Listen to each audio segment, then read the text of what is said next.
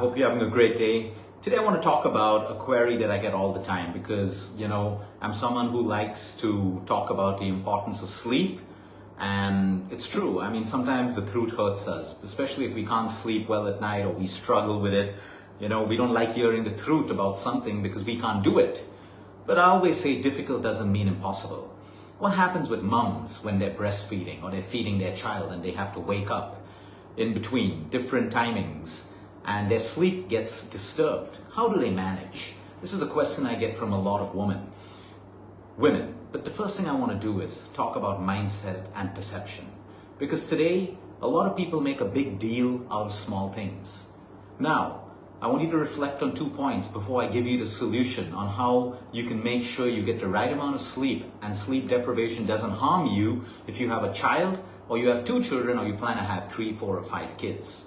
Mindset and perception, okay? Go back 10 years, 15, 20 years ago.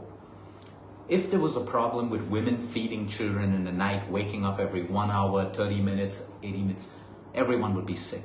Every one of those women would be, but they aren't. There are some women who learn to manage and there are some who don't. Situations are different. Some women decide to keep on working while they're feeding. And of course, then they have the demands of the job and demands of so many other things. Some choose not to. Some choose to extend their maternity leave. Some choose to shorten it. My point is, we can't blame the human body or a baby for causing a problem with your sleep cycle. We forget to remind ourselves about the intelligence of the human body. Do you think the human body has not figured out what to do for a mom who has to wake up and feed at different intervals at night? Have you ever figured, if it was so bad, then why do babies wake up to feed at night? There's a reason, and it's a beautiful reason. So everyone needs to just first calm down and relax. Yes, sleep deprivation is a problem, but not all the time for everyone. When a mother goes through childbirth and feeding, there are certain hormones that are activated that allows for them to have this particular cycle. Now, most men wouldn't be able to do what a mom does because that hormone isn't stimulated in men. Although a lot of men get up, they co-share responsibilities and all of that, that's great. But men find it very, very, very difficult because they don't have those 2 hormones activated that a mother has when she's feeding.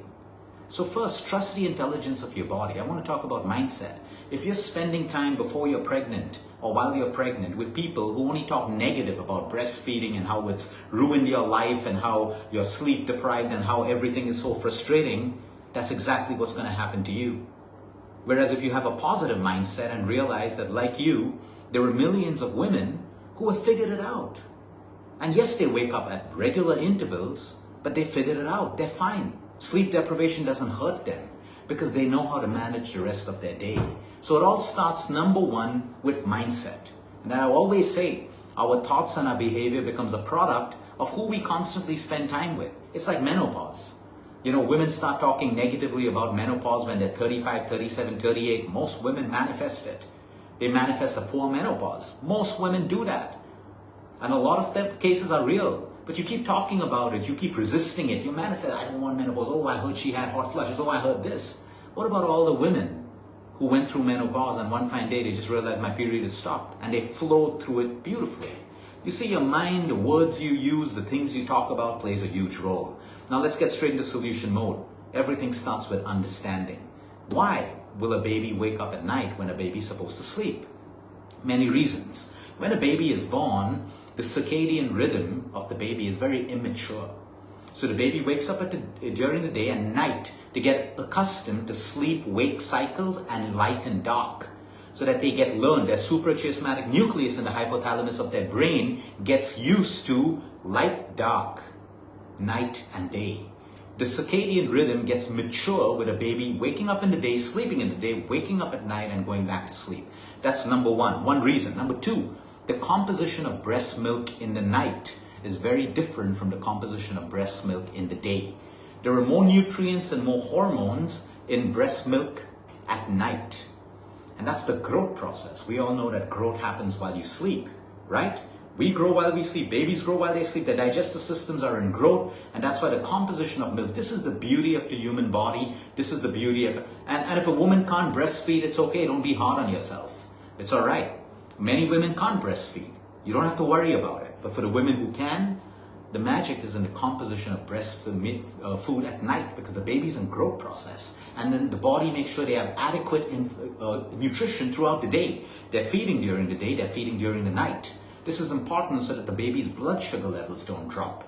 They have enough of raw material to build themselves from a little toddler to a little child and eventually a teenager. And that is why breastfeeding happens naturally. The baby cries and wants milk at night. The third thing that we need to understand is at night, it's a quiet time. Cortisol levels in a mom and a baby are low. It allows for better bonding. And now let me bring you to those two hormones I was talking about. For breast milk to be stimulated, the prolactin levels go up in a woman's body, okay? To stimulate milk, and also it has a very mild sedative. When this hormone is activated, prolactin goes up, you're able to stimulate breast milk, and that's why a feeding mom will also start to feel a little drowsy while she's feeding, because this hormone allows a mother to wake up, stimulate, feed, and it also produces the hormone to eventually go back to sleep. It creates drowsiness, which is why a mom can feed, put her head down, and go back to sleep. The second hormone is oxytocin, which is also stimulated. So when the baby latches on, and when the baby is in the mom's arms, close to the mom's breast, oxytocin is stimulated. Again, it lets out the milk. And number two, it creates a chemical bonding, which is the bonding between mom and son and daughter. And it also creates an effect for the mother to immediately move into a deep sleep after she feeds. But now, the mom is feeding and looking at her phone. The mom is feeding and looking at Instagram. Okay? That sedative effect of your prolactin and oxytocin is compromised with the blue light from your phone. And you're doing it in a dark room. You're doing it in a medium dark room, which makes the effect even more stronger. So now, technically, naturally, a mother should feed and be able to go back to sleep with the baby. But it's compromised because we look at gadgets or we put on bright lights in the room. The room, when you're feeding at night, should be dim. It should be yellow light. It should be low LED light, so your melatonin levels do not get disrupted. But this is the intelligence of the human body, and we need to understand it. We'll have a ton of excuses, and I'm not here to take away from your excuses. A lot of your excuses will become frustration. I'm not here to sort that problem. I'm here to make you understand how nature and intelligence in the human body, when compromised, becomes our biggest enemy. Okay. Now, the next thing that we need to understand. So these are two hormones that are naturally produced, which is why if a mother is not breastfeeding and she's expressed milk or she's using formula, she may just not have that sedative effect of prolactin and oxytocin. But I have a solution for you. Okay, if you're not breastfeeding, it's very, very important for you to understand that you can still generate the oxytocin by keeping the baby close to your breast. Oxytocin can also be stimulated with a mild sedative effect. So you understand, you wake up for nature, and nature and the intelligence of the body also allows you to go back to sleep if you respect it. Okay, now I want to talk about co-sleeping. You know, I'm against the boxes that society's put us into. Too long have we allowed certain cultures to put, you know, our parents, our ways of feeding, our ways of sleeping with children in a box. No, by this age, make sure your child sleeps separate. By this age, you should do this. By this age, you should do that. No, it's different with everyone. Now, I want you, have you ever seen animals feeding on the mother?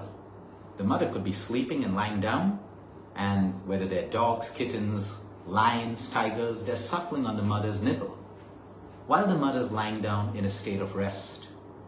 That's how it happens even with humans. If you go into the villages and you look, okay, if you see and you study all of these things, the mother lies down and sleeps. There's a little support of a pillow.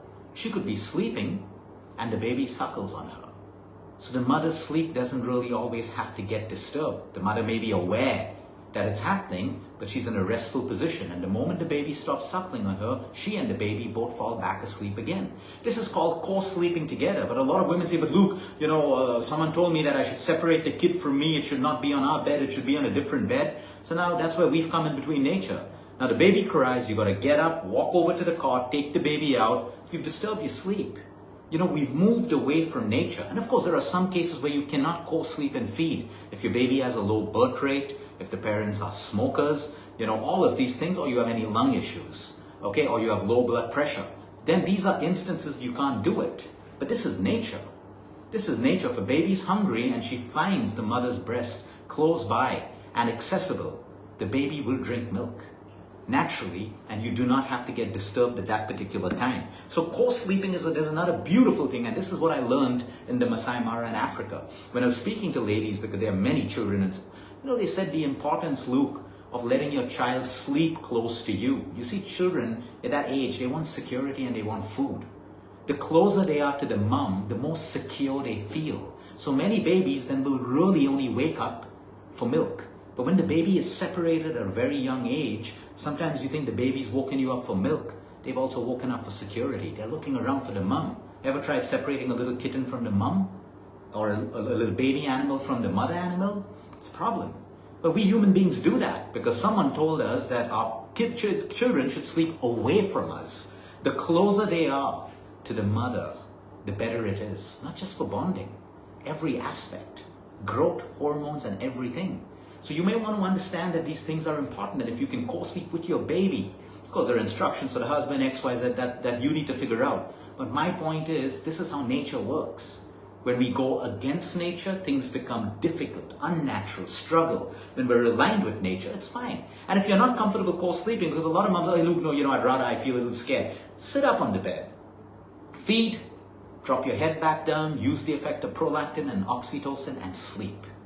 Let's get into the next ones, okay? Nap during the day. You need to understand this. Your grandmoms and your great-grandmoms will teach you this. When the baby sleeps, you sleep. Of course, not continuously, but you get what I mean. You have to align your naps and your sleep time. Your power nap should be 20 to 30 minutes, otherwise you'll feel very groggy. Your sleep time should try to be aligned with your child. Now, I know you may have an excuse, oh, what about my husband? What about this? What about that? And that's why, traditionally, I'm not trying to tell you what to do. I like to look at when things worked without problems, what was happening. That's why traditionally in India, of course it's not practical today, the woman was sent to the village for the first 6 months where she could breastfeed, nourish herself and all of that stuff. I'm not saying we need to do that today, but I'm saying what can we learn from that? That the human body at that point, the priority is feeding and the mother's rest, because when the mother rests, the quality of milk is better. The mother's health is better. The ability for the mother to lose weight in the future is also better. So the point is you have to try to align your naps. When the baby sleeps, you sleep. Because if you don't sleep and the baby wakes up, then you're awake again. So you need to try to align your naps. Of course, it's going to take a little bit of effort to do, but that's what it is. That's how it is. You can divide responsibilities with your partner, your husband in the best way possible. A lot of couples find sharing responsibilities makes it easier for the mother. That's completely up to you. Okay, so napping. Okay, the mom's food. I know a lot of moms who have caffeine late in the evening because they say, oh, my night's going to be spoiled, my baby's going to wake up, let me have some coffee. That's the worst thing that you can do because you'll come in between the effectiveness of prolactin and oxytocin. You cannot have caffeine late at night. You cannot have caffeine in the evening. You should be getting ready to go to sleep with your baby or close to that time.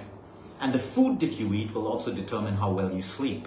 So if you have a late night heavy meal, all of that stuff, it's going to disturb your sleep whether you're feeding or whether you're not feeding. It's going to affect everyone, not just women, but even men. It's extremely important to know that. The stress of it.